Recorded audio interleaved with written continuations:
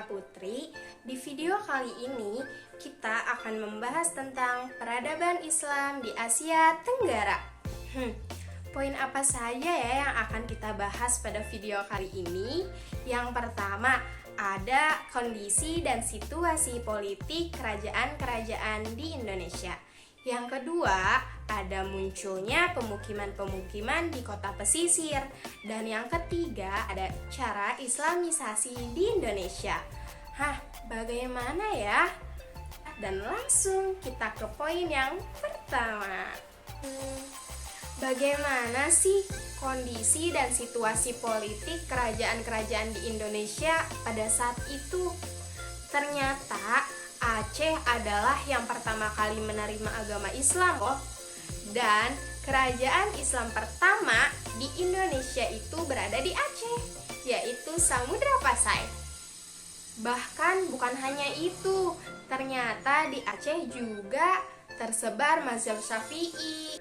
Pada abad 9 atau 14 Masehi, penduduk pribumi memeluk Islam secara massal.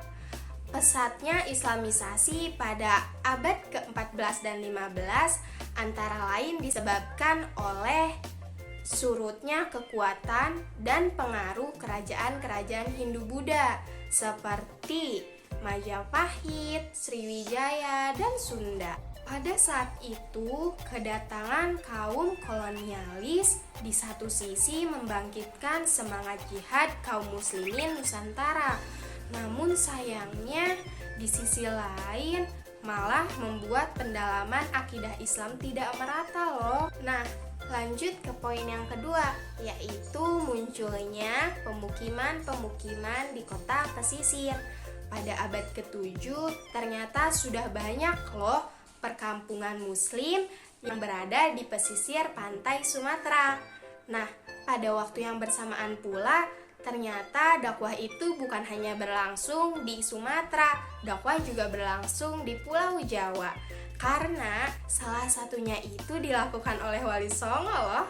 Wali Songo. Wali Songo adalah sebutan untuk para tokoh-tokoh sejarah Islam di Pulau Jawa. Di Pulau Jawa sendiri, terdapat 9 ulama pelopor dan pejuang pengembangan agama Islam. Mereka dikenal sebagai Wali Songo. Sunan Gresik, 2. Sunan Ampel, 3. Sunan Bonang, 4. Sunan Giri, 5. Sunan Derajat, 6. Sunan Kalijaga, 7. Sunan Kudus, 8. Sunan Muria, 9.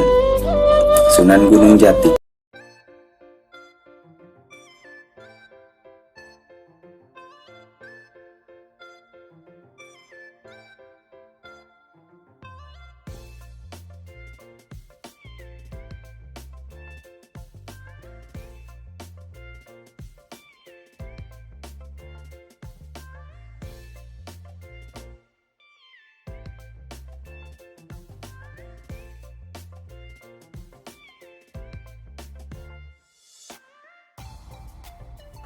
Ketiga, yaitu cara Islamisasi di Indonesia.